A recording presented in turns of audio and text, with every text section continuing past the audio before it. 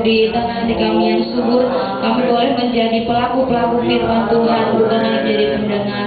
Urapi hamba-Mu yang akan membawakan firman-Mu, biar kiranya berkat dari Roh Kudus mengalir di hamba-Mu Tuhan, agar kiranya apa yang hamba-Mu ucapkan itu berasal dari hati Tuhan saja. Terima kasih Bapa, kami siap mendengarkan firman-Mu. Ini doa kami, haleluya. Amin. Amin.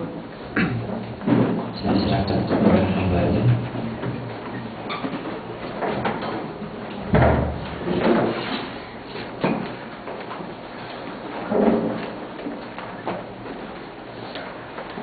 Puji Tuhan, saudara-saudara yang dikasihi oleh Tuhan. Pagi hari ini kita kembali ada dalam firman Tuhan dan kita akan siapkan hati kita untuk mendengarkan kebenaran firman Allah. Tetaplah saudara setia beribadah kepada Tuhan sampai saudara menerima janji-janji Tuhan. Jangan saudara kendor, jangan saudara undur, apalagi meninggalkan Tuhan.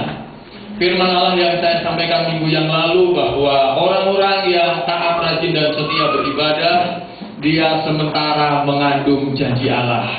Kandungan itu ada, saudaraku yang dikasihi Tuhan, sesuai dengan waktunya Tuhan, nanti kandungan kita itu akan lahir. Saudara akan menikmati, mengalami janji-janji Tuhan dan diberkati oleh Tuhan. Saya masih akan lanjutkan firman Allah dari minggu yang lalu pada pagi hari ini. Dalam bagian yang kedua, 1 Timotius pasal yang keempat, masih dalam ayat yang sama. 1 Timotius pasal yang keempat, ayat 8 sampai ayat yang ke-10. 1 Timotius pasal 4, ayat 8 sampai ayat yang ke-10.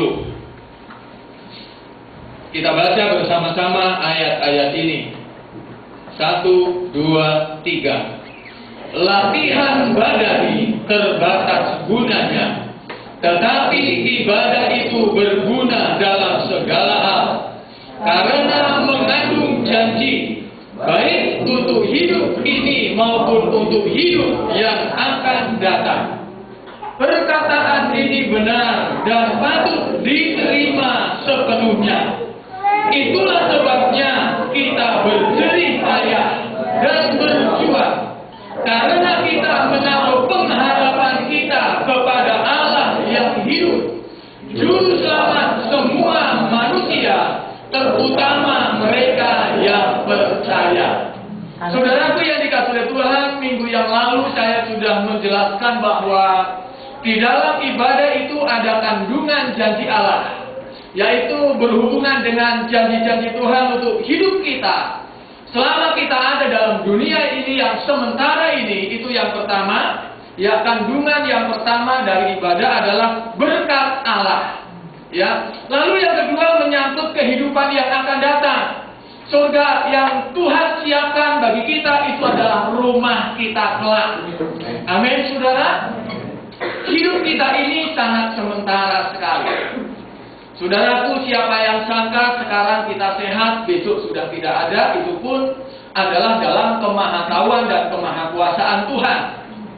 Seorang yang saat ini ganteng, sehat, ceria, besok meninggal, itulah yang terjadi dan yang telah terjadi dengan minggu-minggu ini sementara rame.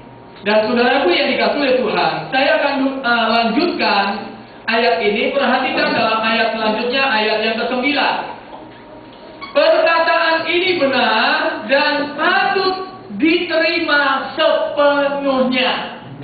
Saudaraku yang dikasihi oleh Tuhan, ya, firman Allah yang mengatakan bahwa ibadah itu berguna dalam segala hal. Ya, dan perkataan ini Rasul Paulus katakan ini satu perkataan yang benar. Ada perkataan yang benar, ada perkataan yang salah.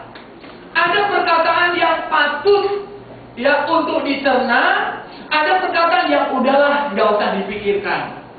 Tetapi menyangkut ibadah, pernyataan firman Allah bahwa ibadah itu penting.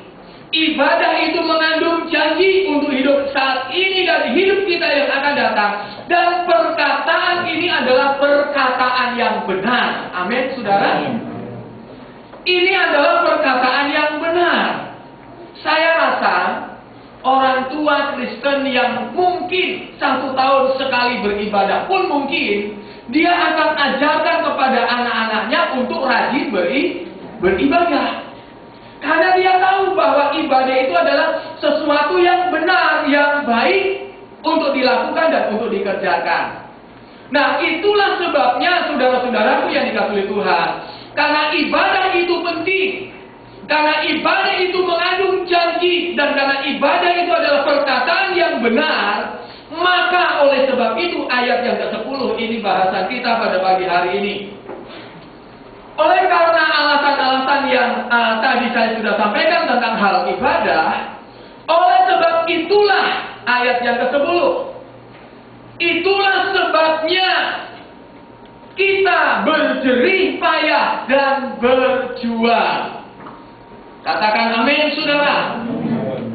Karena ibadah itu mengandung janji. Janji berkat dari Tuhan. Janji yang tidak main-main dari Tuhan. Saudaraku, oleh sebab hal itulah, maka apa yang harus kita lakukan? Itulah sebabnya apa? Kita berjerih payah dan berjuang. Saudaraku yang dikasihi Tuhan, berjerih payah, ya ini artinya berlelah-lelah, rasa capek, ya rasa kadang-kadang kita sudah kepayahan.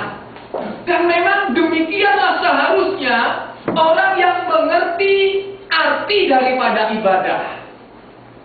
Kalau saudara mengerti betapa pentingnya ibadah, kalau saudara mengerti betapa sangat luar biasanya kandungan yang ada dalam makna ibadah, maka saudara tidak akan pernah bermain-main dalam ibadah. Mengapa? Ya, karena saudaraku ayat ini dikatakan, karena ibadah itu begitu penting, itulah sebabnya kita berjerih payah. Sangat disayangkan, banyak anak Tuhan yang tidak mengerti apa itu ibadah. Taunya ibadah ya kebaktian, dan itulah kewajiban orang Kristen.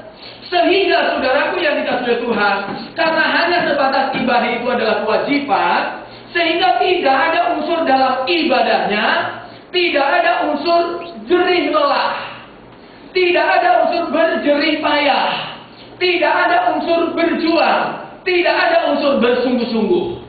Saudaraku yang dikasihi Tuhan, sekali lagi saya sampaikan, kalau kita tahu kandungan apa yang ada dalam ibadah yang kita lakukan setiap minggu, maka untuk kita beribadah di dalam ibadah itu, maka firman Allah katakan kita berjerih payah untuk apa? Untuk ibadah itu. Kita berjuang untuk apa? Untuk ibadah itu. Dan kita bersungguh-sungguh untuk apa? Untuk ibadah itu. Amin, saudara. Saudaraku yang dikasihi Tuhan, ya, berjuang. Kalau dalam terjemahan lama dikatakan di sana berjerih payah, bersungguh-sungguh, sama dengan artinya berjuang. Sidang jemaat sekalian yang dikasihi Tuhan, ya, berjuang artinya berjerih payah, artinya memperebutkan sesuatu dengan mengadu tenaga, tenaga, berperang, ya, atau berkelahi. Ini orang pengertian orang yang sedang berjuang, berjerih payah. Jadi kalau kita beribadah takut capek, takut lelah, saudaraku yang dikasihi Tuhan, cari nyaman, cari enak, saudara sudah kehilangan makna daripada ibadah yang mengandung janji itu. Sebab ibadah yang mengandung janji untuknya kita berjerih payah. Amin, saudara. Saudara yang bekerja mungkin bisa bangun untuk saudara berangkat bekerja, mungkin bisa bangun jam 7:30, jam 8, baru jam 9 berangkat bekerja. Tetapi saudara untuk beribadah di tempat ini, paling tidak saudara paling lambat harus bangun 6:30. Kalau 6:30 saudara baru bangun, jamin saudara masih terlambat datang ke tempat ini. Saudaraku yang dikasihi Tuhan, kita berjerih payah dari mulai jerih payah yang menurut saya katakan jerih payah yang paling setek, jerih payah yang paling enteng apa? Bangun pagi. Itu jerih payah yang paling paling enteng, yang paling gampang. Meskipun untuk sebagian orang ini menjadi hal yang sangat sulit sekali. Perasaan kok lebih dari pendeta. Mau kerja, bangunnya jam 8, mau kebaktian harus bangun jam 6. Memang untuk Tuhan, untuk ibadah, kita harus berjerih payah, berjuang dan bersungguh-sungguh. Katakan amin, saudara. Nah, saudaraku yang dikasih Tuhan, menyangkut istilah berjerih payah, berjuang dan bersungguh-sungguh ini, perhatikan apa yang saya sampaikan. Tidak ada seseorang akan menerima penghargaan, penghormatan, ya, jikalau seseorang itu tidak pernah berjuang. Pejuang-pejuang 45 disebut veteran, ya kan, saudara? Mereka dihargai, mereka dihormati oleh pemerintah, oleh negara. Mengapa? Karena mereka telah berjuang. Saudara akan mendapat banyak penghargaan dari Tuhan kalau saudara memandang ibadah di dalamnya itu saudara harus berjuang untuk ibadah. Saudaraku yang dikasihi oleh Tuhan, ya. Yang pertama, istilah berjerih payah untuk beribadah, berjuang untuk beribadah. Saudaraku, ini tidak bisa lepas dari apa yang Tuhan siapkan bagi kita. Saudara masih ingat dalam Mazmur 126. Orang yang menabur benih berjalan ke depan sambil menangis, artinya berjerih payah, artinya berlelah-lelah, artinya berjuang.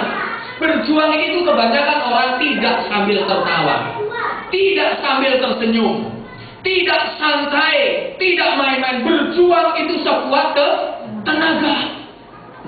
Bukan hanya modal tenaga, tetapi juga pikiran, waktu, bahkan harta benda. Itu orang yang berjuang. Nah, di dalam ibadah mestinya kita seperti itu. Saudaraku, untuk ibadah mestinya kita harusnya seperti itu. Kalau saudara takut berlelah-lelah untuk Tuhan, saudaraku perhatikan ayat ini. Ayat 10 bagian A. Itulah sebabnya. Berarti sebabnya ada dalam ayat yang ke-8 dan ayat yang ke-9. Karena ibadah itu penting, mengandung janji, itulah sebabnya. Yang kita kejar apanya? Ibadah itu dalamnya itu loh yang ada, yaitu kandungan janji. Itulah sebabnya saudara jangan pikir harus bangun pagi. Memang saya harus demikian karena saya harus berjuang. Sampai saudara kadang-kadang mungkin banyak tinggalkan yang lain untuk ibadah. Mengapa? Itulah sebabnya saudara berjuang untuk ibadah. Saudara bersungguh-sungguh untuk ibadah. Saudara, orangnya sudah tidak ada bergereja di tempat ini, tapi saya bisa saksikan dari waktu-waktu yang lalu. Ada satu keluarga Pak Timur Lilis. Sekian tahun mereka tinggal di Taman Walet Tangerang. Jam 7 kurang, sekian tahun mereka berjemaat, hampir bisa dikatakan terlambat cuma hitungan 1-2 kali terlambat. Harus paling lambat jam 6:15 mereka harus sudah berangkat dari Tangerang, Pasar Kemis. Saudaraku yang dikasihi Tuhan, kesungguh-sungguhan kita, bagaimana kita berniat, bertekad untuk aku akan berjerih payah. Anak-anak muda, jangan engkau takut untuk lelah untuk Tuhan. Amin. Jangan takut, kelelahanmu tidak pernah sia-sia. Itulah sebabnya dalam 1 Korintus pasal 15 dikatakan, bukan cuma masalah ibadah, tapi orang yang mau berjerih lelah. 1 Korintus 15 ayat 58, orang yang mau berjerih lelah, orang itu jerih lelahnya tidak sia-sia. Mengapa? Ya, karena dia berjerih lelah untuk Tuhan. Saudara yang dikasihi oleh Tuhan, perhatikan ayat ini selanjutnya. Orang yang menabur ke depan dengan mencucurkan air mata akan pulang dengan sorak-sorai. Saudaraku yang dikasihi Tuhan, pasti suatu saat Tuhan akan menghiburkan saudara. Tuhan akan memberkati saudara. Yang penting saudara ibadah berjerih lelah untuk itu. Saudaraku yang dikasihi oleh Tuhan, selanjutnya, berjerih payah dan bersungguh-sungguh. Ada unsur berjuang, ada unsur, kalau masalah bersungguh-sungguh ini unsur hati. Saudaraku yang dikasihi oleh Tuhan, karena begitu pentingnya ibadah itu, maka saudaraku yang dikasihi oleh Tuhan, ya, maka kita harus melibatkan hati kita. Ada orang melakukan sesuatu tidak melibatkan hati, tapi hasilnya beda. Coba bapak-bapak yang istrimu masak tidak dengan hati, saudara pasti bisa rasa bedanya. Kesannya asal. Nah, firman Allah mengajarkan kepada kita menyangkut ibadah, karena kita di dalamnya harus berjerih payah, berjuang, bersungguh-sungguh. Maka menyangkut ibadah ini, ya, segala sesuatunya yang menyangkut dengan ibadah itu, kita harus mempersiapkannya sebaik mungkin. Kalau saudara mau beribadah, segala sesuatunya saudara harus persiapkan sebaik mungkin. Dari hal yang sepele, dari hal yang kecil, misalnya masalah persembahan. Saudara harus sudah persiapkan dari rumah. Aku persembahan apa enggak? Kalau enggak, ya jadi masalah juga. Kalau kita tidak ada. Tapi kalau ada, persiapkan dari rumah. Ini kolektor pertama, ini kolektor kedua, pulang ini ongkosnya. Anak minta minta jajan di sebelah sini. Saudara persiapkan. Tidak main asal. Saudaraku yang dikasihi oleh Tuhan, ya, perhatikan. Jadi karena ibadah itu di dalamnya mengandung janji, dan untuk itulah kita berjerih payah dan berjuang, maka yang pertama ini yang penting. Hargai dan hormatilah itu ibadah. Saudaraku yang dikasihi oleh Tuhan, ibadah kita, ya, di dalamnya bisa dikatakan ada dua hal yang besar. Yang pertama adalah pujian, ya. Yang kedua adalah firman Allah. 15 tahun saya melayani sebagai gembala jemaat. Perasaan saya tidak ada satu kali pun saya korban tanpa mempersiapkan diri. Saya tidak pernah merasa diri saya sudah bisa untuk menjadi seorang pelayan firman yang baik. 15 tahun melayani. Saudaraku yang dikasihi Tuhan, saudara semua, saya punya bagian setengah kebaktian. Saya punya bagian menyampaikan berita firman Allah, melayani Tuhan, melayani saudara dengan firman Allah. Saya siapkan baik-baik dalam doa. Saya buka Alkitab, saya tanya sama Tuhan, saya gumuli pelayanan saya. Saudaraku yang dikasihi oleh Tuhan, setengah kebaktian bukan saya yang pegang, yaitu yang pegang adalah pemimpin pujian. Jangan pernah saudara sebagai seorang pelayan merasa bisa. Ingat, ketika saudara berdiri di depan, saudara sementara jadi pemimpin, saudara sementara jadi komandan, saudara yang sementara membawa orang, ayo umat Tuhan, kita masuk ke hadirat Tuhan. Ibarat orang saudara bawa rombongan, ya, saudara berdiri di depan, itu pemimpin pujian. Terus para pemain musik apanya? Mereka adalah para pelayan yang melengkapi komandan, melengkapi pemimpin itu untuk membawa umat rombongan itu masuk dalam hadirat Tuhan.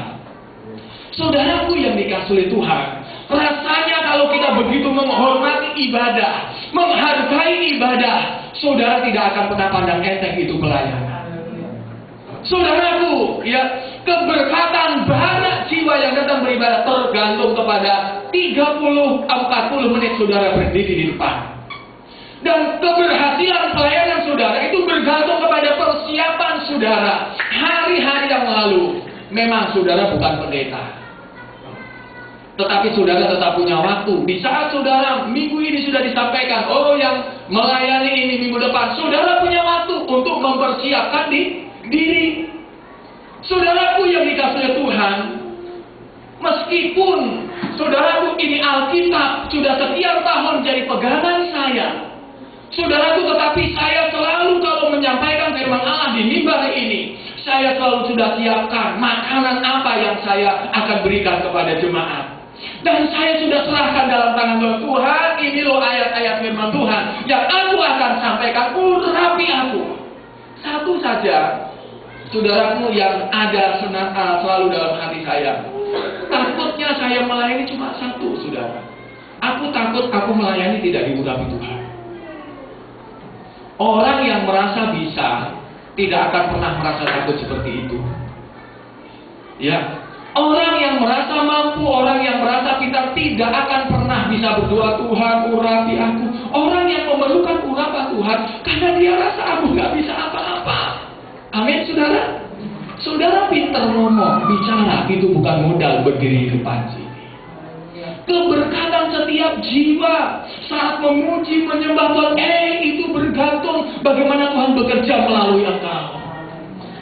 Kalau kita tahu betapa pentingnya ibadah, saudaraku dan saudara sampai sebagai pelayan ibadah, betapa pentingnya saudara untuk mempersiapkan segala sesuatunya sebaik mungkin.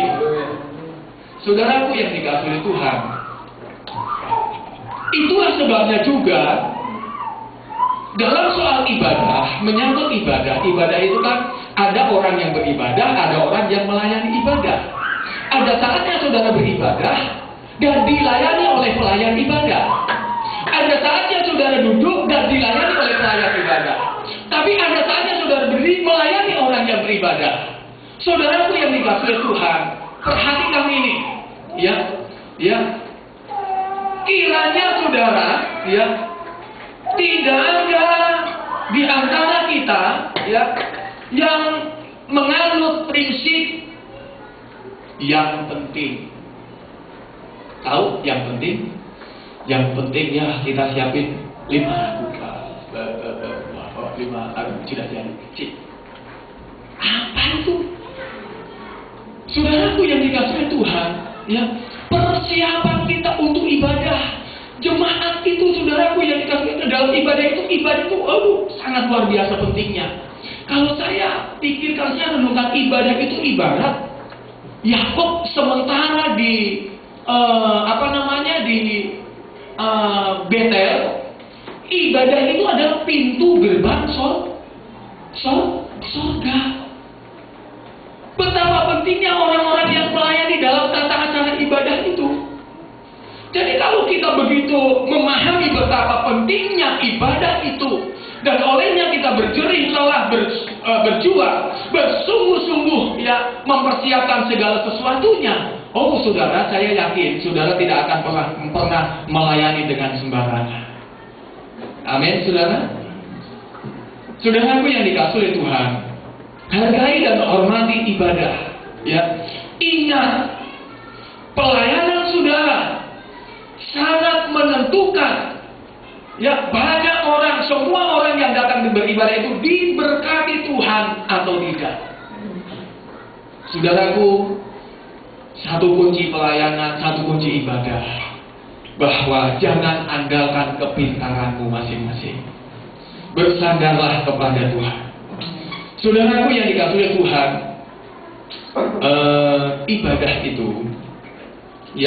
ibadah itu, kalau pengertian ibadah kita, ibadah itu berjumpa dengan Tuhan, bertemu dengan Tuhan.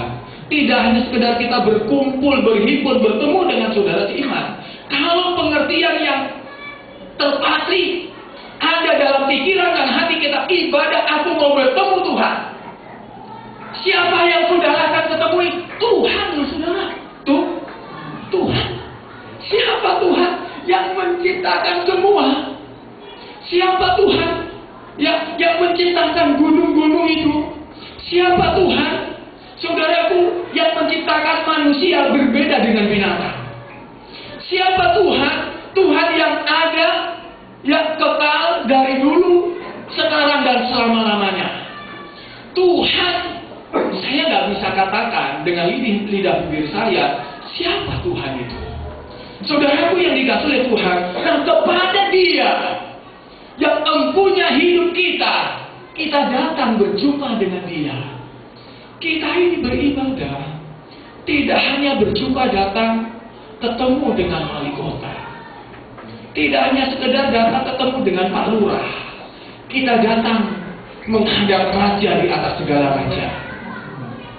Saudaraku yang dikasihi oleh Tuhan, itu Tuhan kita. Tuhan begitu ajaib. Saudaraku yang dikasihi oleh Tuhan, ya, satu saat kalau kita bicara ibadah, kita kembali dalam perjanjian lama. Suatu saat Tuhan ya menentukan Harun dan anak-anaknya itu menjadi imam besar, menjadi imam, keturunan imam, Harun dan anak cucunya. Imam itu adalah pelayan dalam kemah suci, kemahnya Musa pada zaman Musa. Musa abangnya adalah Harun. Berarti anak-anak Harun itu adalah keponakannya Musa. Dan mereka adalah para imam, para pelayan. Nah, saudaraku, tidak lama berselang setelah Musa melantik, mengurapi Harun dan anak-anaknya menjadi imam, menjadi pelayan. Di dalam tata cara ibadah mereka, apa yang terjadi? Tuhan menghukum dua anak Harun yang bernama Nadab dan Abihu. Dua anak Harun laki-laki dihukum oleh Tuhan. Tidak lama setelah justru mereka dilantik, diurapi jadi pelayan, jadi imam. Dan yang mati itu karena itu adalah anak Harun, maka bisa dibilang, bukan bisa dibilang, berarti mereka adalah keponakannya Musa. Anaknya Musa sendiri bisa dikatakan keponakannya Musa. Saudaraku, apa yang membuat Tuhan menghukum mereka? Mereka dua imam yang tidak menghormati Tuhan. Dua imam, dua anak Harun yang tidak menghormati Tuhan. Coba kita baca dalam Imamat. Imamat pasal 10.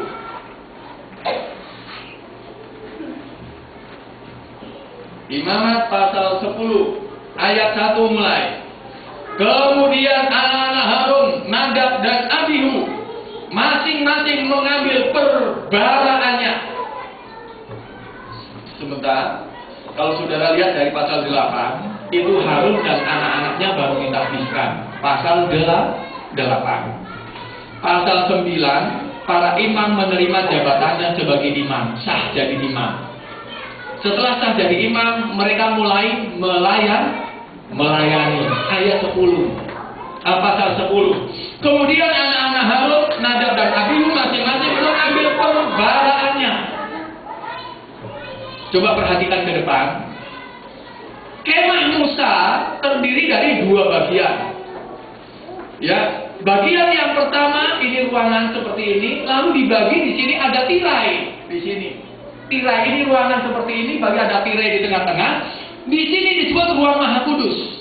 Di situ disebut ruang kudus atau ruang suci. Lalu ada pelataran, itu ruang yang ketiga. Di pelataran itu ada mezbah korban bakaran. Orang Israel bawa kambing domba disembelih, dibakar di situ. Lalu setelah itu ada kolam pembasuhan, ya di pelataran. Jadi ada dua perkakas, yaitu korban mezbah korban bakaran dan kolam pembasuhan. Lalu para imam ketika mereka melaksanakan jabatannya sebagai imam, ya di dalam ruang yang kedua, dalam kemah suci, ruang suci itu ada yang pertama meja roti pertunjukan. Ada meja, di atasnya ada roti 6 susun, 6 ketul, 2 susun, ya, jadi ada susun, ada 12 roti. Itu yang pertama. Lalu yang kedua di sebelah kanannya, ya, itu ada kaki dian, ya, kaki dian. Ini semua yang ngurus para imam. Ya, kapan mereka harus ganti, mereka harus bersih-bersih, ini semua para imam, anak-anaknya keturunan Harun. Lalu di dekat yang bersampingan, di dekat paling dekat dengan ruang maha suci ini yang disebut dengan mesbah ukupan. Nah, ketika Nadab dan Abihu membawa perbaraan mereka, maksudnya apa? Perbaraan ini api untuk membakar ukupan yang di sini di depan itu, yang dekat dengan tabut perjanjian, yang dekat dengan ruang maha kudus. Nah, ini perbaraan ini mestinya api yang dia bawa oleh imam itu mestinya tidak sembarang api, saudara. Itu harus api yang berasal dari mesbah korban bakaran yang ada di luar. Enggak boleh, harus api yang dari sana. Tidak boleh ambil api dari luar, dari rumah atau dari tempat-tempat yang lain. Harus api dari mesbah korban bakaran. Saudaraku, dalam perjanjian lama semua tata acara ibadah diatur sedemikian rupa, tidak boleh salah. Mereka harus bawa korban apa saja, hewan yang bisa dibawa sebagai persembahan diatur. Umurnya berapa diatur. Ya, bawa ke imam harus bagaimana diatur. Terus setelah disembelih darahnya bagaimana diatur. Terus setelah disembelih dipotong-potong harus bagaimana diatur. Yang boleh dibakar yang mana, yang tidak yang mana, semuanya diatur, saudara. Semuanya diatur. Lalu singkatnya, saudaraku, ini dua imam yang masih muda ini kan menyangkut ibadah, loh, saudara. Menyangkut ibadah. Bagaimana kita harus menghormati, menghargai itu ibadah. Sama halnya kita menghargai Tuhan, menghargai ibadah. Lalu saudaraku, yang saya renungkan, yang saya pikir ketika saya merenungkan dengan dua imam ini, sebenarnya apa yang terjadi dengan mereka? Unsur pandang enteng. Yang penting api. Benar nggak, saudara? Iya kan? Kenapa aku harus bawa api dari sana? Ya, pandang enteng, tidak menghormati apa yang Tuhan sudah sampaikan. Begini loh caranya. Saudaraku, perhatikan ayat ini selanjutnya, ayat pasal 10. Masing-masing mengambil perbaraannya, membubuh api ke dalamnya, serta menaruh ukupan di atas api itu. Ya, dengan demikian mereka mempersembahkan ke hadapan Tuhan api yang asing yang tidak diperintahkannya kepada mereka. Maka keluarlah api dari hadapan Tuhan lalu menghanguskan keduanya sehingga mati di hadapan Tuhan. Matinya di mana? Di gereja. Matinya di mana? Di dalam kemah sembahyang. Ini anak Harun. Saudaraku yang dikasihi oleh Tuhan, ini dua anak Harun. Lalu, ya ini penafsiran. Kalau saudara baca seterusnya, perikop seterusnya, mengapa dua anak Harun ini bisa melakukan hal sebodoh dan seceroboh ini? Bukannya mereka tidak tahu aturan mainnya, bagaimana melayani. Kami pun kan, meski kita tidak dalam perjanjian lama, aturan-aturan perjanjian lama, tapi banyak kali kan kami ajarkan ke jemaat, melayani itu loh begini. Datang lebih awal, sembahyang dulu, saat teduh dulu, ya, baru pegang musik, biar pelayananmu, baru melayani berdiri depan, baru apa-apa, biar pelayananmu diurapi oleh Tuhan. Itu loh cara-cara yang baik, ya, yang kami ajarkan kepada para imam, para pelayan. Nah, perhatikan, mengapa kedua anak Harun ini berlaku demikian? Ada kemungkinan mereka mabuk oleh anggur. Itu alasannya ada dalam perikop selanjutnya, ayat 8 sampai ayat 11. Banyak orang berpikir tidak secara kebetulan Tuhan langsung kasih firman Tuhan larangan tentang minuman keras bagi imam yang menyelenggarakan ibadah.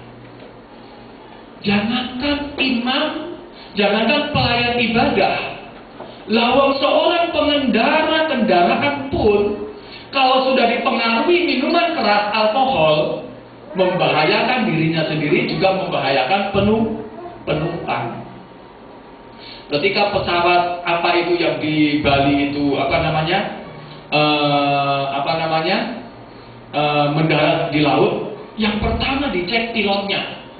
ya pilotnya sedang ada dalam pengaruh alkohol, minuman keras atau tidak, dalam pengaruh narkoba atau tidak, pilotnya dulu. Nah, saudaraku yang dikasihi Tuhan, itulah sebabnya ya Tuhan katakan kepada para pelayan, para imam, dilarang minum minuman keras. Bukan masalah mabuk, enggak. Minuman keras dilarang. Kiranya tidak ada di sini yang hobinya minum minuman keras. Enggak mabuk sih om, cuma 1 botol, enggak mabuk. Dilarang minum minuman keras. Larangan tentang minuman keras bagi imam yang menyelenggarakan ibadah. Bagaimana jadinya? Aduh, aku nggak bisa ngomong. Ya ngomong pula dan aku minum dulu dari luar. Baru bisa ngomongnya bla bla bla bla. Pintar sekali baru yang di bawah. Wah, luar biasa. Pak Pendeta itu khotbah. Rupanya sudah dipengaruhi dengan minuman keras. Ayo kita kembali. Saudaraku yang dikasihi Tuhan, kita harus menghormati dan menghargai ibadah. Yang pertama, jadi Nadab Abihu dibinasakan oleh Tuhan. Mengapa? Karena mereka orang-orang yang tidak tahu menghormati ibadah. Saudara, tanpa saudara sadari, saudara masing-masing 2 jam di gereja itu dinilai loh oleh Tuhan. Makanya, saya selalu mengingatkan jemaat, ya, kalau saudara tahu 2 jam itu adalah 2 jam berjumpa dengan Tuhan, saudara tidak akan sembarangan memuji Tuhan. Amin. Saudara tidak akan sembarangan tepuk tangan. Saudara tidak akan sembarangan keluar pintu gereja karena saudara menghadap Tuhan. Kalau pengertian saudara ibadah itu menghadap Tuhan. Kalau saudara tahu, sadar pengertian saudara sudah tersetting, ibadah adalah menghadap Tuhan, persembahan adalah untuk Tuhan. Saya rasa saudara tidak akan mempersembahkan, maaf bukan nilainya, uang 1.000 yang sudah lama pulang-pulang sudah begini-begini kan. Kasihan yang ngurus-ngurus ini. Bukan masalah 1.000-nya, tidak. Ini untuk Tuhan loh, amin. Ini untuk Tuhan loh. Tukang parkir aja kata-kata Pak, bukan 1.000, 2.000. Dan mungkin kalau sudah lusuh dia juga pakai akan uang itu uang 1.000. Kalau pengertian kita ibadah itu menghadap Tuhan, segala sesuatu yang kita lakukan dalam ibadah itu langsung berhubungan dengan Tuhan. Oh, semuanya kita akan lakukan dengan penuh gentar rasa takut hormat sama Tuhan. Kita buka ayatnya dulu. Ibrani pasal 12.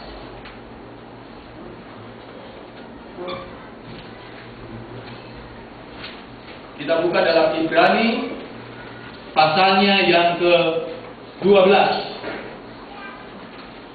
Ayat 28 dan ayat 29. Jadi, karena kita menerima kerajaan yang tidak tergoncangkan, marilah kita mengucap syukur dan apa saudara? Beribadah. Dan beribadah kepada Allah menurut cara yang berkenan kepadanya. Yang berkenan kepadanya yang bagaimana? Dengan hormat dan takut. Dengan hormat dan takut. Saudara artikan sendiri. Saudara pikir sendiri bagaimana orang yang menghormati Tuhan. Saudaraku yang dikasihi oleh Tuhan, ayat 29. Sebab Allah kita adalah api yang menghanguskan. Lalu kita buka dalam Mazmur pasal yang kedua, ayat 11. Mazmur 2 ayat 11. Beribadahlah kepada Tuhan dengan takut dan ciumlah kakinya dengan gemetar, supaya ia jangan murka dan kamu binasa di jalan. Sebab mudah sekali murkanya menyala. Berbahagialah semua orang yang berlindung padanya. Tuhan mau kita datang kepada Dia dengan sorak-sorai, dengan penuh ucapan syukur, dengan tepuk tangan kegirangan, tetapi tetap didasari dengan rasa hormat yang amat sangat sama Tuhan. Amin, saudara. Beribadah didasari dengan hati yang merasa penuh hormat kepada Tuhan. Saudaraku, suatu saat Daud sudah jadi raja. Dia dengar tabut Allah, ini kan menyangkut ibadah kalau bicara takut Allah. Yang dititipkan di rumah Obed orang Edom, di sana selama 3 bulan. Daud dengar, oh rumah Obed Edom diberkati Tuhan, sebab tabut Tuhan ada di sana selama 3 bulan. Lalu Daud mengambil inisiatif, oh kalau begitu kita harus ambil itu tabut, kita bawa ke Yerusalem. Sepanjang perjalanan dari rumah Obed Edom sampai di Yerusalem, sampai masuk ke dalam kemah yang disiapkan oleh Daud untuk tempat tabut Tuhan ini, Daud sepanjang perjalanan memuji-muji Tuhan dengan sekuat tenaga, memuliakan Tuhan. Saudaraku yang dikasihi oleh Tuhan, saya belajar bukan hanya untuk sekedar kasih contoh sama saudara. Saya belajar kalau ibadah sama Tuhan, saya nggak mau terlalu ambil pusing sebelah kiri kanan saya memuji Tuhan atau enggak. Meskipun mereka tidak memuji Tuhan, itu mengganggu saya. Saya tanya, saudara yang sembahyang sungguh-sungguh, terus di samping saudara selimut, cengengas-cengengas, mengganggu saudara nggak? Mengganggu. Tapi saudara berjuang, karena ibadah itu ada unsur berjuang. Saya berusaha untuk saya datang sama Tuhan. Aku mau memuji Tuhan dengan segenap hatiku, ya. Aku mau bersikap baik dalam ibadah karena aku sementara bertemu dengan Tuhan. Saudaraku yang dikasihi oleh Tuhan, segala sesuatu yang berhubungan dengan Tuhan tidak boleh kita lakukan dengan main-main. Amin. Tidak boleh saudara lakukan dengan main-main. Daud memuji Tuhan melompat-lompat. Dia nggak ingat jabatannya sebagai raja. Dia nggak ingat. Dia menari-nari bersama dengan para bawahannya, bersama-sama para budak. Dia menari-nari. Oh Tuhan itu ajaib besar. Dia menari sekuat tenaga untuk Tuhan. Lalu ada istrinya. Istrinya itu orang yang selalu memikirkan hormat untuk diri sendiri. Dia ngomong dari jendela rumahnya, wow suamiku terhormat seorang raja. Dia menari-nari, dia lupa, dia menelanjangi diri. Dia kan saudara itu Mikal, anak Saul, istrinya sendiri Daud. Ya, dia mungkin katakan, Pak, kalau nyanyi jangan gitu-gitu banget ya Pak, aku malu. Kamu kan raja. Itu Mikal, istrinya sendiri. Saudaraku yang dikasihi oleh Tuhan, akhirnya apa? Orang-orang yang modelnya seperti ini tidak diberkati Tuhan. Mikal sampai akhir hayatnya tidak punya anak. Itu Mikal. Kandungannya tidak diberkati Tuhan. Mengapa? Ucapannya salah terhadap orang yang diurapi itu Tuhan. Ya, dia pandang rendah karena orang itu justru melakukan sesuatu yang sebenarnya berkenan dan menyenangkan hati Tuhan. Saudaraku sidang jemaat sekalian yang dikasihi oleh Tuhan, ya. Jadi hanya orang-orang yang mau dan tahu berjerih lelah menyambut ibadah, dia yang akan menerima penghargaan dan penghormatan dari Tuhan. Itulah sebabnya saudara yang jauh-jauh kebaktian, Anda memang harus berjuang untuk ibadah. Itulah sebabnya saudara yang rasa terlalu pagi ini Pak Pendeta, Anda memang harus berjuang untuk ibadah. Aduh sibuk sekali ini, ini hari Minggu, memang harus berjuang, tinggalkan itu untuk ibadah. Memang demikian. Saudaraku yang dikasihi oleh Tuhan, ya, ada satu gereja, ya, yang kalau mau ibadah ditelepon oleh orang pastori, oleh pekerja. Satu-satu keluarga ditelepon, ibadah enggak? Oh ibadah, nanti saya jemput ya. Tanya lagi satu, telepon, ibadah enggak Bu? Oh ya ibadah, nanti saya jemput ya. Saudaraku yang dikasihi oleh Tuhan, saya rasa ibadah kalau dijemput itu saudara enggak merasakan artinya perjuangan. Benar enggak saudara? Kalau mungkin diantar pulang, mungkin masih agak pantas. Ibadah kok dijemput, yang perlu ibadah itu siapa? Yang perlu ibadah, saudara ibadah itu pendeta atau saudara yang perlu ibadah? Kita. Jemaat yang beribadah, saudara kalau dengan iman aku memang harus berjerih lelah. Itulah sebabnya baik saudara yang melayani, baik saudara yang ibadah, memang saudara harus berjerih lelah. Amin, saudara. Saudara, pelayan musik kalau mau diurapi, dipakai Tuhan lebih ini lagi.